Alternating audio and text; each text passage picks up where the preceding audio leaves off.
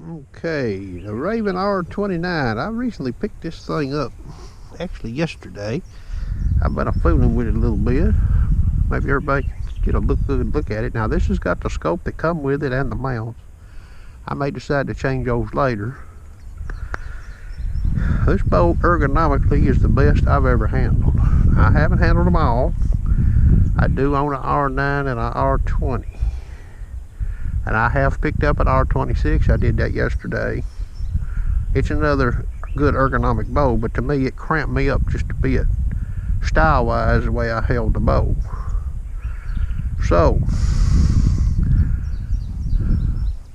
we'll talk about this as it relates to some of the older models that Ravin made. Okay, still got the same wrist, still got the same cables and string, but I will comment the R26, I believe they're different, and they actually are different colors. I think Ravin's used a different color so they don't get mixed up. Okay, got the same quiver bracket and your cocking device. It mounts in there. Okay, one thing about this bow here, your safety is not going to be here where you can flip it with your thumb. Now for a right-hander, I'm just going to, this is my suggestion, a right-hander probably be better off holding the bow in here in the shooting position and clicking here with your left, and then get back in here and make your shot. If you go this route and you click the safety, if you was in a panic situation, you know, heated moment like an old deer, you might go in here with your fingers or something, see? So that's what I recommend. I like it. I'm gonna show you something here now. I'm not exaggerating. You see my hand. This is my left hand. I want you to look what I'm doing here. I'm holding this bow one-handed, okay? Now I can hold this bow steady. Now would I shoot a 100-yard shot holding it like this? No.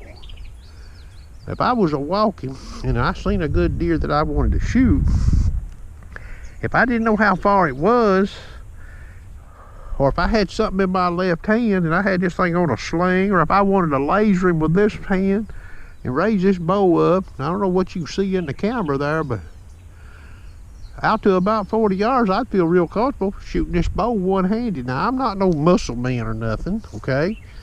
I do shoot rifles quite a bit. 22 long rifle. But the cocking on this thing is easy. I haven't even shot this bow, okay? But if it shoots anything like my R20, it's game, set, match, okay? This is a bow here you can set on the ground. You can be in a more awkward position with this bow, and you can be out of your shooting form, okay? If it gets your stance, you know, get out of your shooting stance. This bow right here gives you more leeway, in my opinion. It's not near as nose heavy. The center of gravity is probably pretty much right here, about right there. Somewhere in this neighborhood right in here. So you've got your hand past the center of gravity balance point when you're out here holding on to this holder.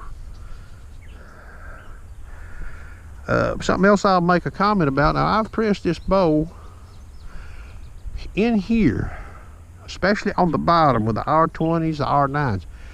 This area right in here, maybe you see it on the camera, taking the cables on and off right in here, easier. There's a little more clearance. I didn't have any problems. Now it wasn't just, you know, I just couldn't jump it in, you know, jump the cable in there. I had to work it a little, but it's nothing like the R20 and the R9 that I have. Real good setup right here, boys and girls. This is what crossbows should have been 10-15 years ago. And if I had another one that felt like this and shot as fast as this one, I'd be bragging on it too, okay? But I don't have one. I don't believe there is one right now. I might be mistaken. These things have great triggers on them. Like I said, I haven't shot this one. I'm going to shoot it, and I'll talk about it more later in another video. Pressing this bow, for folks watching, you do have to remove this plastic cap right here. You have to take this out right here via 4 screws, so that when you turn it over upside down, it'll fit the press and not ride on this right here. But now I got this gunmetal blue this time. My other two bows are a different color. Very hard to get your fingers, even holding this wrong. Now, I don't have monster size hands, but even holding this bow like I'm holding it right here with my thumb where it's at, I'm out of the string path. Now, I'm not saying people should hold it like that, but I'm just saying if you're on the bottom of this, if you've got monster hands, you could probably get up there in the string's way. Long fingers, possibly. Okay. But you can rest your hand on this right here and shoot this bow. You can hold on to it. You can move it around real fast. You know, if you need to track a deer that's a walking or something like that, and you want to wait for him to stop and give you a good shot. I love it. This will be my #1 bow right here. This might be my last crossbow purchase. I'm 57. I don't know how many more years I can hunt, and I probably won't do a lot of target shooting with this bow. I've got other bows I can do that with, but I will get it shooting, you know, the way I want it. Get it tuned up just a little bit more.